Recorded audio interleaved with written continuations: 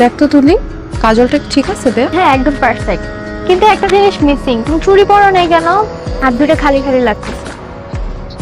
কিরে মিনু, আমার মেয়ে এখানে বসে আছে, তুই সাজতেছিস কেন? আজকে কি তোকে দেখতে আসবে?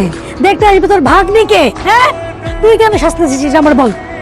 নিজে সাজলে বাপের নাম। এই সাজগোজটা যদি আমি আরো 5 বছর আগে থেকে শুরু করতাম, তাইলে এখন আমার অবিবাহিত হয়ে বসে থাকা লাগতো না। আমার কি কথা ছিল তোমাদের এই সংসারে থাকার? আমার এখন নিজের সংসার থাকতো, 4-5টা বাচ্চা কাচ্চা থাকতো, তা না আমি এখন এখানে পড়ে আছি। ওর বিয়ে তো তোর জন্যই হয় নাই, কম পাত্র তো তুই বাঁচিস নাই। তুই প্রত্যেকটা ছেলের খুদ বের করতি না? বিসিএস ক্যাডার থেকে শুরু করে বড় বড় ব্যবসায়ী কে তোকে দেখতে আসে নাই? তুই কি করতি? সবাইকে রিজেক্ট করতি। এ বেশি ফর্সা, এ খাটো, এ কালো, এ বেশি লম্বা, প্রত্যেকটা ছেলেকে খুদ বের করতি না? খালি দোষ আর দোষ, দোষ আর দোষ। আর শোন, তুই যতগুলো ছেলেকে রিজেক্ট করছিস, তাদের যদি আমি এক লাইনে দাঁড়া করাতে পারতাম না, একটা বয়েজ হোস্টেল খুলতে পারতাম। মানতেছি আমি তখন একটু বাছাবাছি করছি, কিন্তু তোমরা এগুলো অ্যালাউ করছো কেন?